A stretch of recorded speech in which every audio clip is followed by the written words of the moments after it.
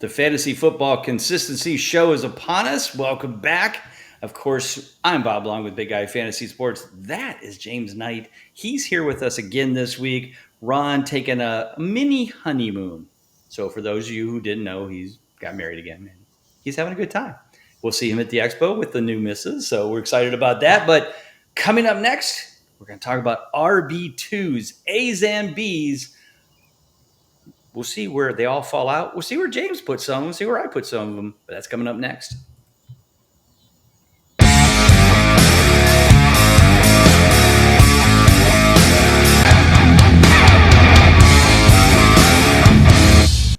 Rock on. In memory, rest in peace, Ozzy Osbourne. So we lost a good one, but I feel like he's mentally been dead for a long time. But he's always there. He was always rocking. So we love him. James, welcome back to another edition here. We're talking RB2s tonight, A's and B's. We talked about this last week when we were doing the running back ones of how we're like, we like that guy, but you know what? We'll wait for the RB2. Maybe that guy, but Now we're at the RB2s. This is my sweet spot, in my opinion, in all my drafts. Like, so many of these guys are either 1, 2, maybe even 3 of them are on my teams because they're such good value. So, James, as we just look at this, and I'll go through the list real quick, and then you can kind of just give your thoughts. So this is 12 or 13 through 24. So Chase Brown, Aaron Jones, David Montgomery, Chuba Hubbard, Alvin Kamara, Kenneth Walker, Isaiah Pacheco, Joe Mixon, James Connors, Breece Hall, not Bryce, Bijan Robinson, and Omarion Hampton at the 24 spot. How about you? How are you feeling about these guys? Do you feel like these are more of the players you're going to be drafting or have drafted at this point? What are your thoughts on these RB2s? I kind of am in the same boat as you with this. I look at these guys. It starts hitting a sweet spot for me because I like to focus on those pass catchers, those guys who are averaging a ton of targets. All of a sudden, you've got this mix of those guys who can also pop off any given week, and run. There's a couple guys in here that when they fall to me in drafts as the season is going on, the draft season is going on, I'm surprised. So I'm with you, but there's a few opportunities for some wheels to fall off the bus, few things that may not play out the way we think. So I think we can walk through this and see how it plays out, Yeah. So let's look at the RB2As. In my opinion, these are the guys that are just close enough. Like, they're literally hairlines from being an RB1, and maybe some of them were an RB1. Last year, Chase Brown was, Aaron Jones, David Montgomery, and this is based on consistency.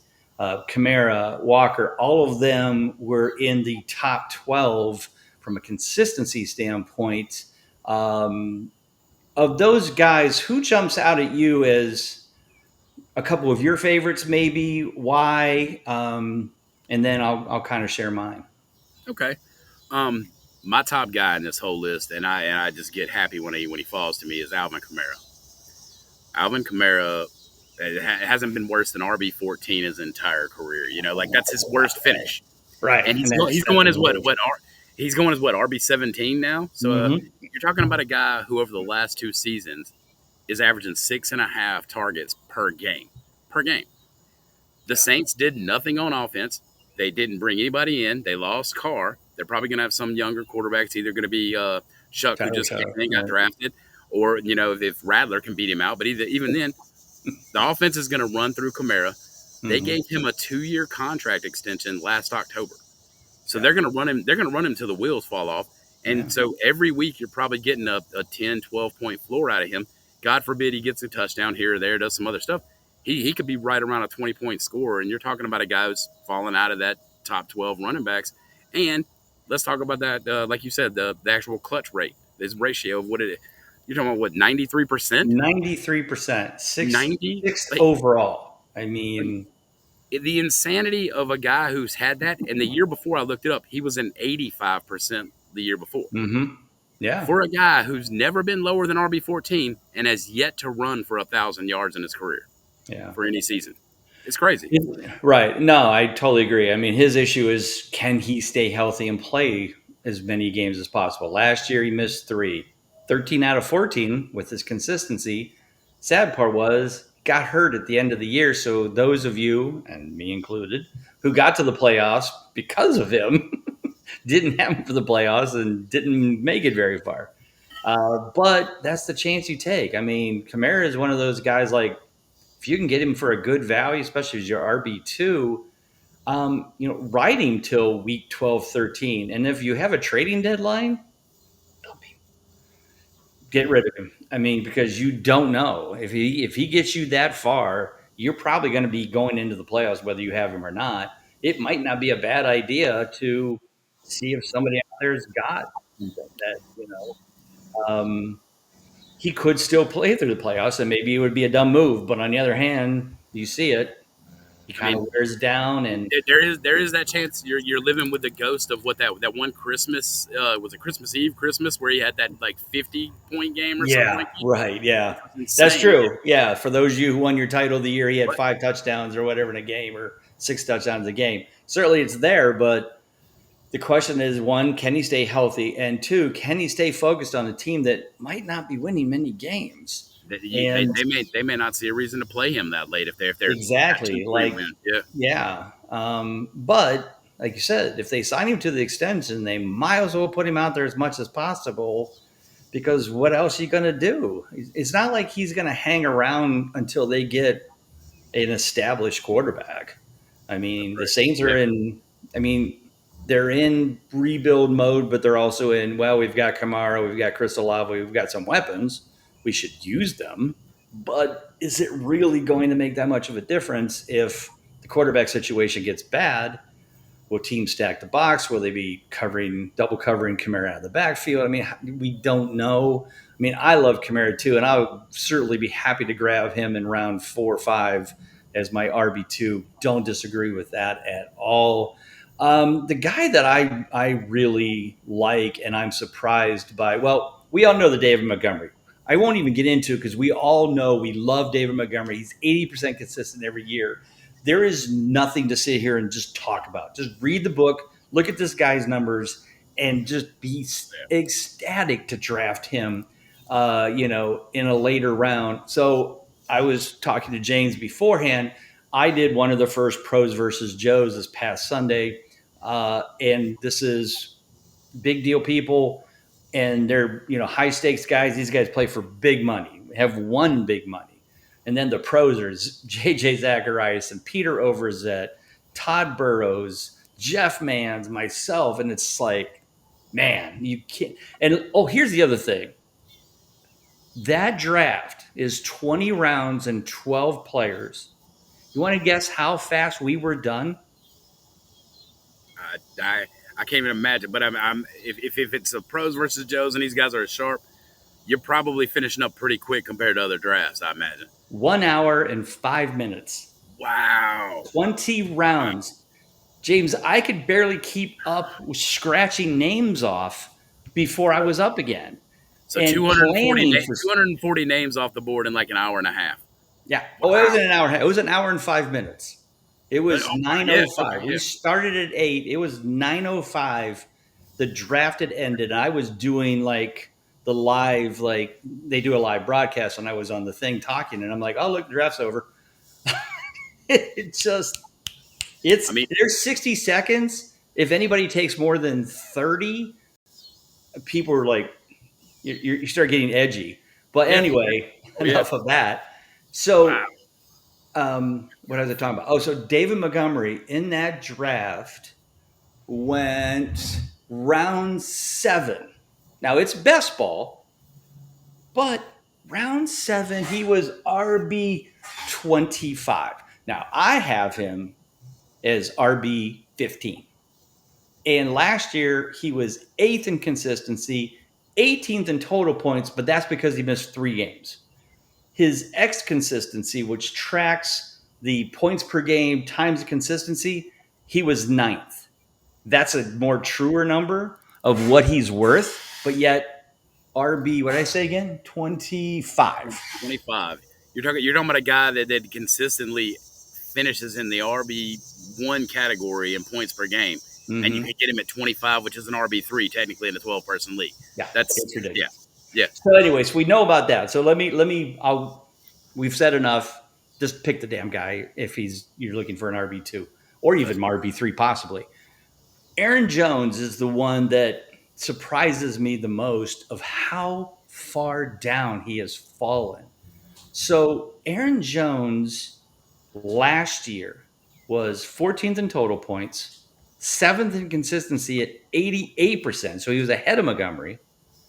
The last 7 games, he was a perfect 100% all the way through the fantasy playoffs.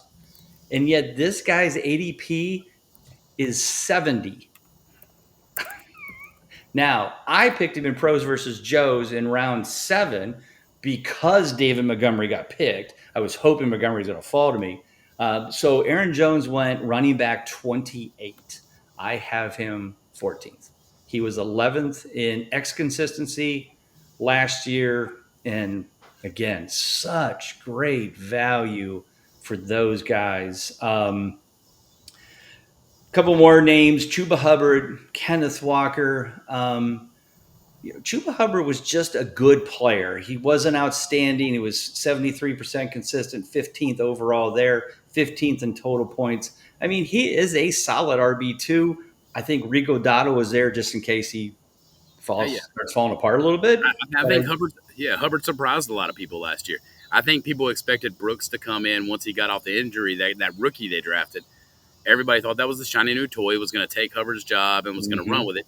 He never really came back to play. And Hubbard just kept putting up points. And then all of a sudden, the Panthers' offense looked good at the end of the year. And it's like, now he's got money. He got paid, He did. And he's still going. So he went in the 5th round. He literally went 2 rounds before Montgomery and Aaron Jones. That's pretty fair. I mean, I'm not going to draft him there. People still have that icky feeling about the Panthers, man. They look at the Panthers and they're like, oh, I don't want that. And, like you said, they bring in a 1,000-yard rusher who just left Dallas. Yeah. And, yeah. So I love Kenneth Walker. The problem with Kenneth Walker is that he can't stay on a football field. I'm drafting Zach Charbonnet now. We don't have Zach Charbonnet ranked in the top 24. But if you're going to take a chance on Kenneth Walker, who in the draft I was just in went in round 3, and everybody's excited. Why are they excited? Because Kubiak's now the coach again, and he loves to run, and you saw what he did. He's done it with Kamara last year in New Orleans. He's done it with Denver. He is, the guru for when it comes to running backs. The problem is Kenneth Walker already got hurt in OTAs. How do you get hurt in OTAs? Do you slip in the shower? I mean, I don't get it. The RB1, he shouldn't even be doing things that should get hurt. Yeah, like that blows my mind. So as much as I love Kenneth Walker as a running back, when he is on the field, man, he is a beast. I mean, he was 9th in consistency at 82%, but the problem is he only played in 11 games. Yeah, and you could cash the check and make sure that you tell me he's going to play 17 games. He probably jumps up this list 5, 6, 7 spots. Oh, he's in the top 12 guaranteed if I can get 15 games out of him, but I just don't believe I can. Yeah. So if you do, you've got to get Charbonnet. I mean, it's just a given. I think that's the secret behind it is with, I think in Seattle, they know they've also got Charbonnet, who is a very, very, very good RB2. Mm-hmm. So they're looking at it and they're thinking, even if Walker's a little banged up, where another RB1 might play, I think they sit him sometimes and let Charbonnet play just to let him get to 100%. And that's a risk you take getting him, yeah. Yeah, right. So that's the basically the remainder. The other one was Chase Brown. He's 13th. I just like him a lot too. From I think week 7 on, he was perfectly consistent until week 18 when I think they just didn't play him. He was 13th in consistency, 10th in total points. I actually moved him into the top 12 yesterday. And I moved James Cook down just because Cook is still that I don't know if I'm going to play. I don't know if I'm going to practice. I want more money. That stuff starts to kind of get edgy with me, and I just moved him out. But yeah, I love Chase Brown. He is going pretty high. He's in that. See, in the draft, he went early round 3. He was RB11. I was gonna say, yeah, he sneaks into RB1 category in a ton of Yeah, drafts. right. Yeah, And yeah, that's fine. Again, if you're going to go double running or double wide receiver heavy, so for example, like I could, so in this draft, JJ Zacharias was first. He took Jamar Chase and then came back with AJ Brown. He did not take Chase Brown, but he could have. He was available, but that would have been, I'm okay with that as you're taking him as your RB1 at that spot because you've got 2 studs at wide receiver. So I'm good with yeah. that. Any other thoughts on these guys in that RB2A that you want to kind of expound on before we move? There's another one in there, and then like I said, we for the Jets, Breece Hall. Like I Oh, said down, earlier. yeah, down in the RB2s. Yeah, I was just talking about in the Oh, A. it's RB2As. Yeah, sorry Yeah, about yeah, that. Yeah, yeah, you're right. No, I think we covered it. Other than the only thing I could say about that is that shiny new toy syndrome. Like I said, Jones dropping because people think Jordan Mason's going to do something there. yeah, Everybody keeps thinking Gibbs is going to take Montgomery's touches, but yeah, no, I think last we're year. solid.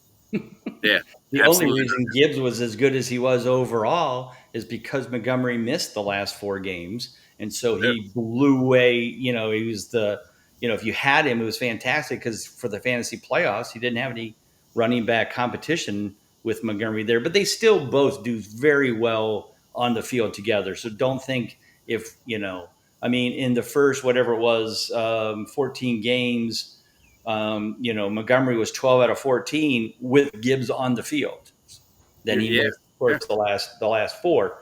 They almost feed off of each other to the point where they can both be RB1s in Yeah, that running environment. Yeah, it's what it is. Yeah, right. Now Montgomery is touchdown dependent, but that's what he does best.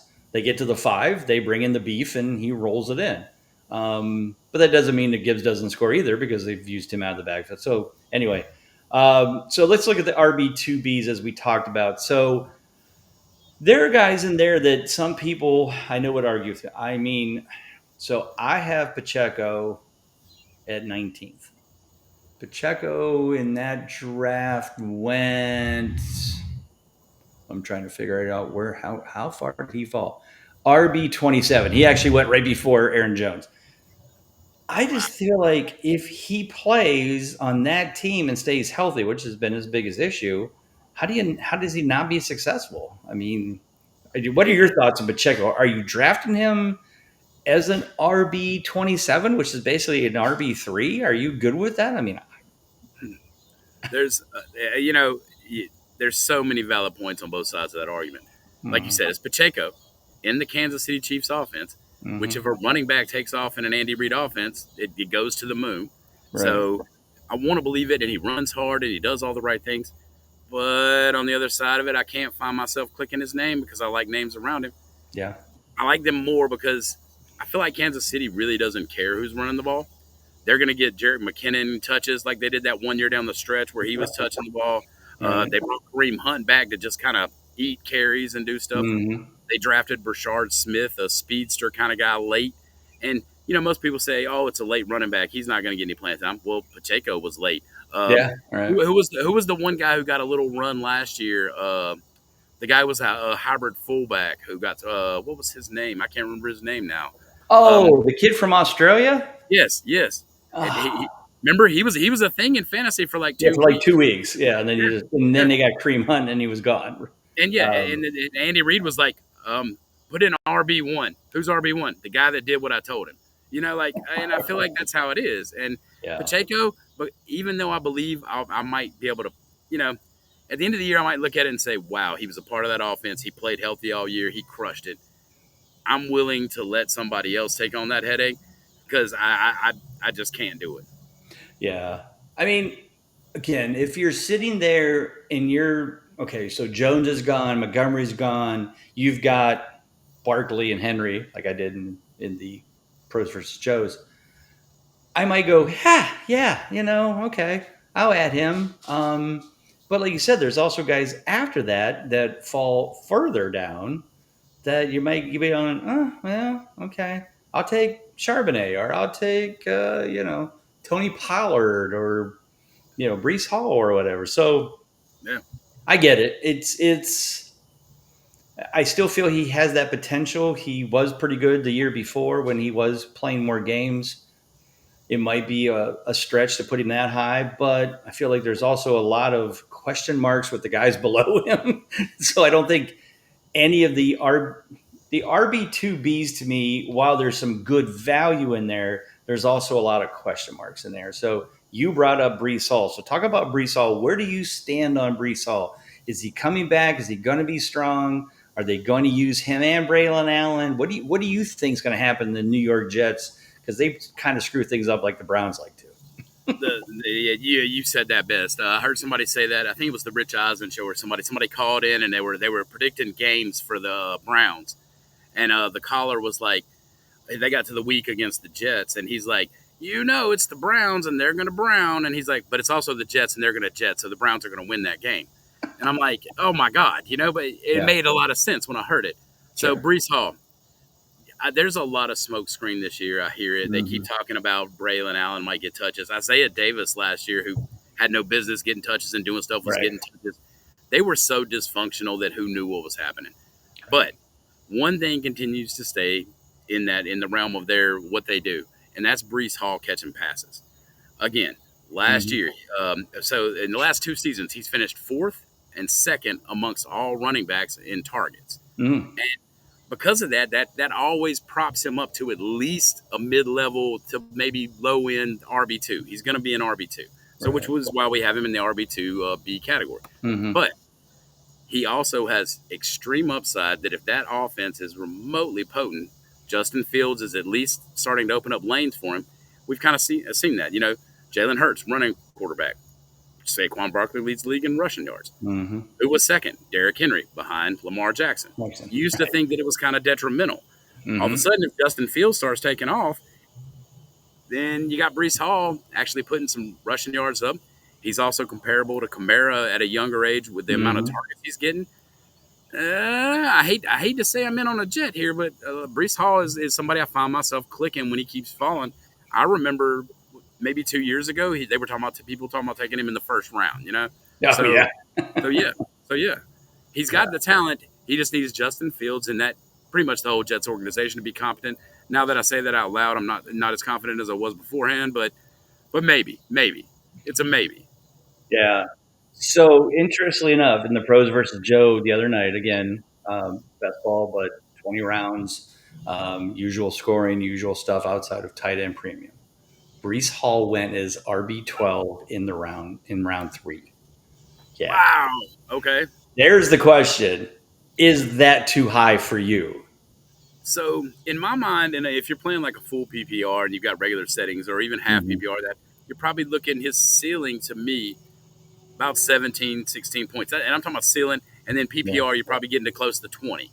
Yeah. That's going to get you into an RB1 category and do that stuff. But like I said, it's the Jets. And if they do mess around and decide that they're going to give goal line touches to the big guy, Braylon Allen, they're going to let Davis fill in on some third downs. If that's what's good for their team, then Breece Hall probably needs to be drafted right about where he is, maybe I would say a few ticks earlier. But, end of round 1, not end of round 1, but end of the RB1s, I'm probably not taking him because, like I said, there's better names than that.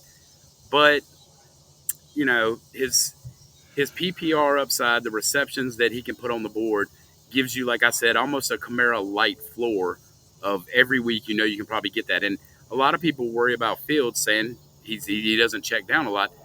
When you look at the numbers, he was one of the top check down quarterbacks over the starting games. You know what I mean? So he does actually do that. So, all right. So let me help you sell Breece Hall to our listeners because you've already sold me. I'm like looking at this going, oh, yeah, I see this. So last year, 17th in total points, missed 1 game. 18th in consistency, 70%. Again, solid RB2, right? But we're talking about can Breece Hall be an RB1? Can he be in the top 12? yeah. All you have to do is add 17 points to his total. and he would have been ninth in total points. He So goes you give from him 17th to ninth with 17 points. He would go, he's 238.9, and Kamara was 255.3. That's only 17 points, and now he's ninth. To get into the top 12, he only needs 12 points.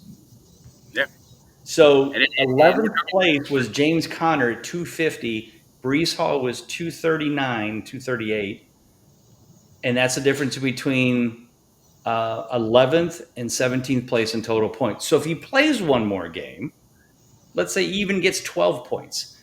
So now he's 75% consistent, which moves him into the top 15 in consistency. He's now in the top 10 in total points. It's not that much of a stretch, folks. It a is couple not that much of a stretch. a couple We more don't check know. downs. A functional offense, a couple more check downs where Rodgers locked in on Devontae Adams after he Yeah. got there. You do a couple things like that, all of a sudden, boom, he is. He's in that discussion. And the similarities between him and Kamara, one more thing on that. Both of them have a quarterback that hasn't really been proven in real life as much because now Fields is coming in. You got Chuck over there. Both of them have an alpha receiver who ironically went to the same school with Garrett Wilson and Chris Olave if they stay healthy and do stuff. Right. Both teams have nothing else almost besides them. Right. So you got to lean on Hall and you got to lean on Kamara in both those situations. And if they're getting 6, 7, 8, 9 targets a game, that's crazy. Yeah. So folks, this is why you listen to this show. We're bringing you the information that's going to make you make the right picks. I'm honestly, when we get off this show, I'm going to move Breece Hall up a few spots because I'm now starting to believe. So thank you, James. All right, let's move down a little bit. So let's talk about two old guys, Joe Mixon, James Conner. Mixon had a pretty nice year rolling and then missed the last 3 games. He ended up 16th in total points, only 9 of 14, 64%, 20th in consistency.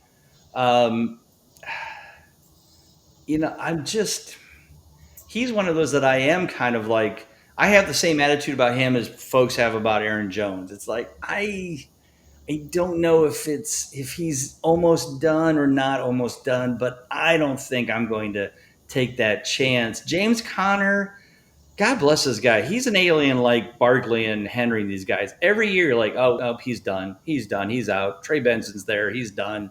He won't make it through the season. Ends the year 11th in total points, 75% consistent. Does it every year. Yeah, he seems to be getting better every year. Like when he was in Pittsburgh, it just kept getting better. It's wild. Yeah. So will I draft him? I don't know. Let's see where he went. James Conner in the draft, in the big draft. He actually went round 5, RB19. So people still do believe. Maybe I will. I don't know. He always sits there and it's always like, well, I can get my wide receiver 3 here instead of my RB3 or or I like, Pacheco better or this guy better. There's always somebody around him that I'm just like, I don't think I can do it. He's the prototypical, he gets in my queue somehow, and he's in my queue, but I've moved him so low that I know somebody's going to get him before I do. Right. But if he does fall that low, then I'm like, okay, maybe. But like you said, I'll add him because I know he does what he does, but at the same time, I know that I've put him too low where it's just not going to happen, Yeah. I mean, he's going off the board, between 55 and 60. So, late RB or late round 5, maybe early 6.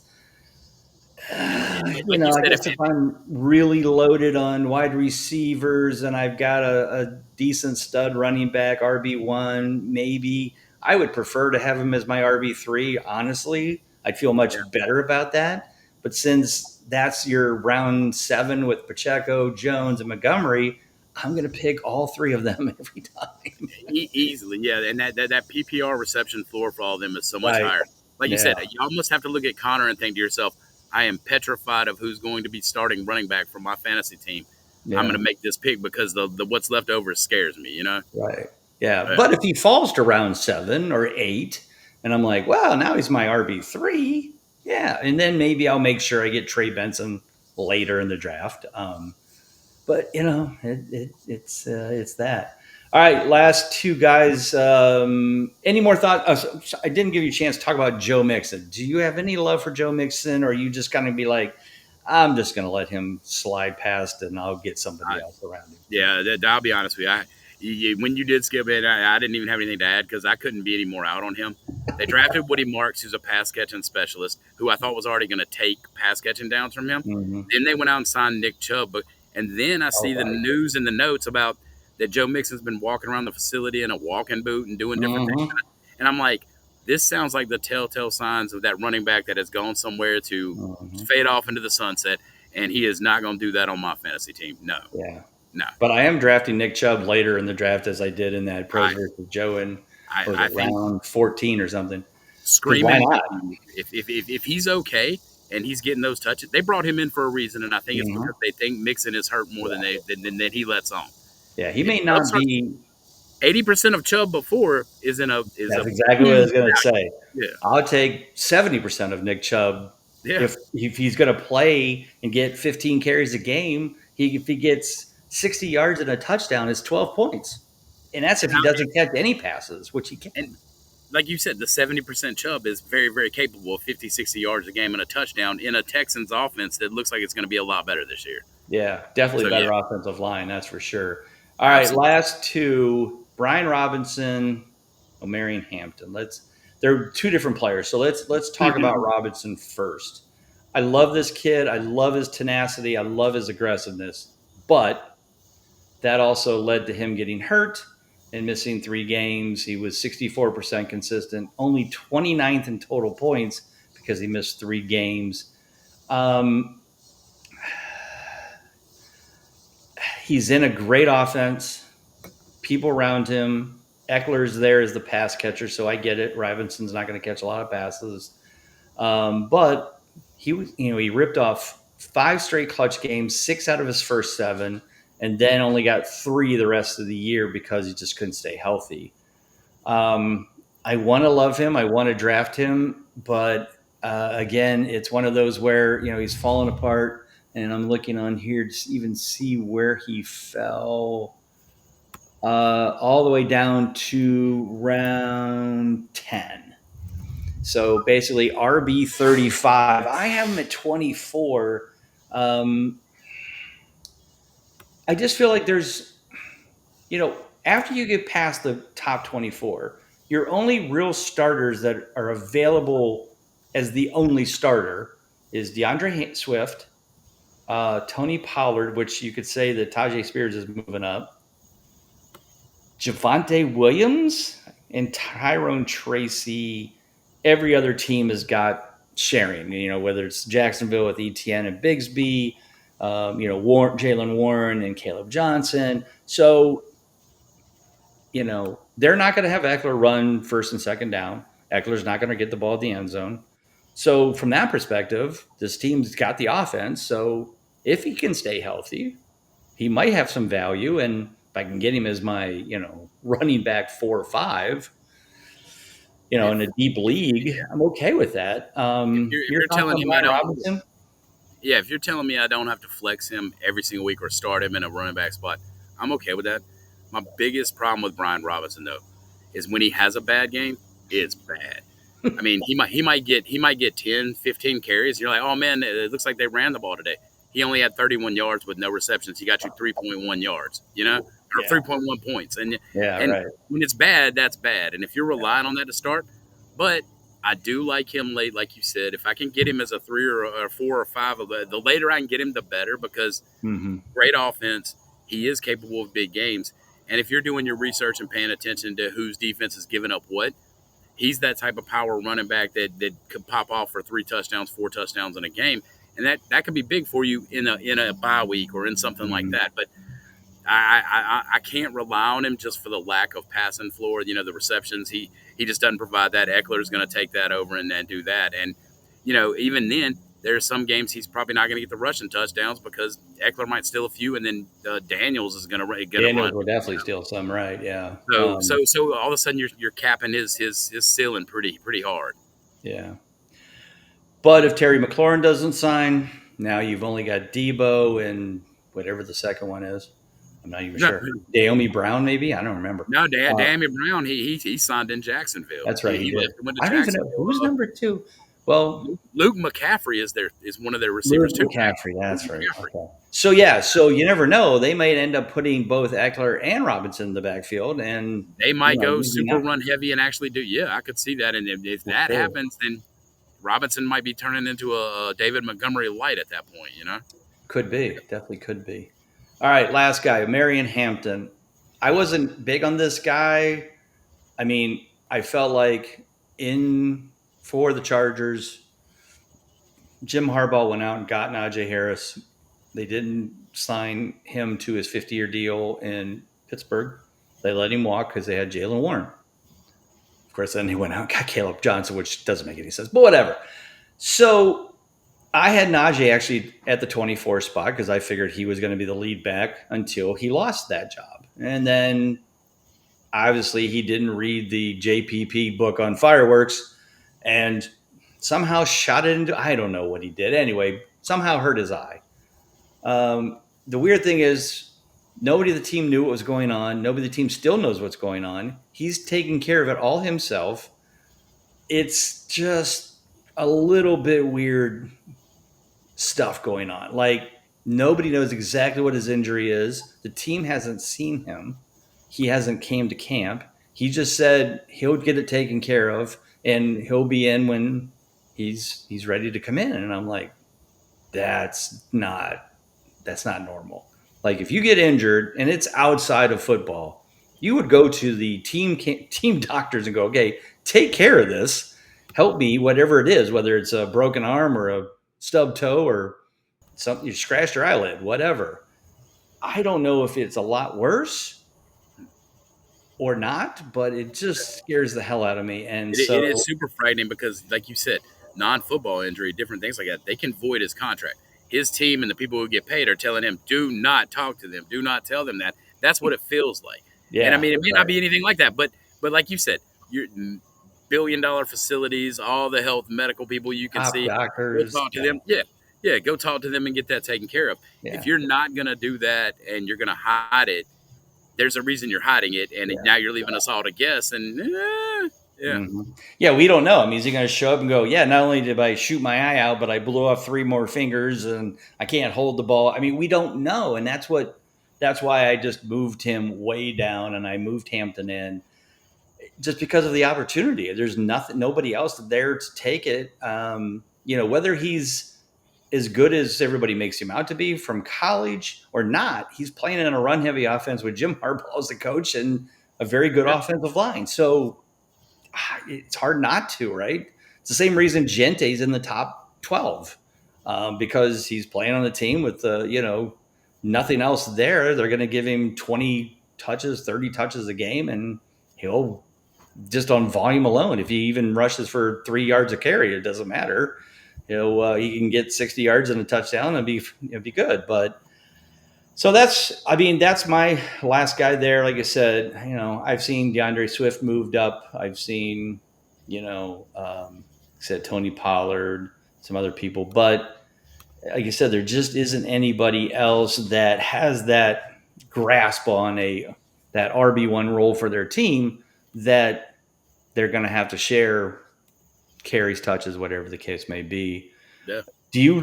Are you drafting Hampton there now? Like I said, in the Pros versus Joe, he went as RB16. I have him at 24, and I think it's too high. But again, there's nothing else there. He could work out. We don't know, it's exactly like that. And every piece of news that we keep getting keeps confusing me. I don't know whether we, it's almost hiding things. The one thing that we saw from the Chargers, I think last couple of days or whatever, they went out and signed Nyheim Hines. He hasn't played in 2 years. and which blows my mind and does something. But it also, now it leads more speculation to that of, okay, one of the things you and I talked about before the show, we were talking about some of the rookies, the running backs. And I said, they're all coming into situations, or a lot of them are coming into situations where they're with a veteran. Right. A veteran is going to at least be that guy that the quarterback relies on and does all that. So if Harris isn't scaring them. Why even go out and sign Naheem Right. Hines when you already have Kamani Vidal and you got Najee Harris and you got Hampton? Mhm.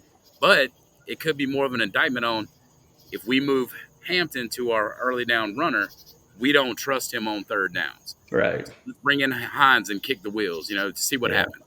Right. And even then, I can't pull the trigger on Hampton that early because, like I said, No. Yeah. I just can't. I don't think Harbaugh's going to let all that slide. And if Harris does come back and he's healthy enough to Mm-hmm. get his carries and do stuff, Harbaugh's going to feed him. They gave him the 1 year deal, right? It was only a 1 year deal. Yeah.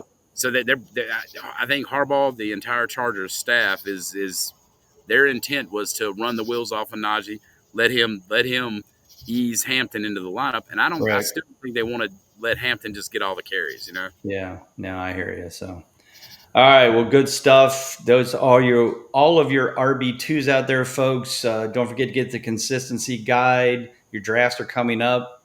If you're an Amazon Prime member, you get it in 2 days. Can't beat that.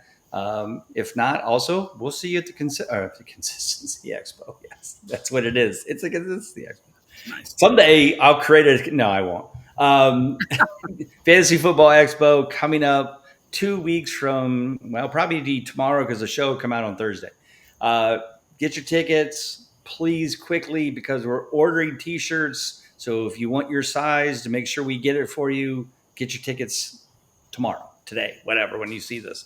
Check it all out. Come hang out with us. James will be there. I'll be there. Ron will be there. Colby will be there. Everybody will be there. So come and check us out at thefantasyfootballexpo.com. James, tell everybody where they can find you on the socials, website, all that kind of great stuff. And I'll take it out from there. Yeah, guys. Anybody wants to look me up? I'm on X at JKeezy. Like I said, I'm on the website. The consistency tools. Come check us out. Come, like Bob just said, come to the expo. We'll look forward to meeting everybody. Awesome. All right. So for James Knight, I'm Bob Long. Everybody take care. God bless. We'll see you soon. Maybe we'll see you in 2 weeks.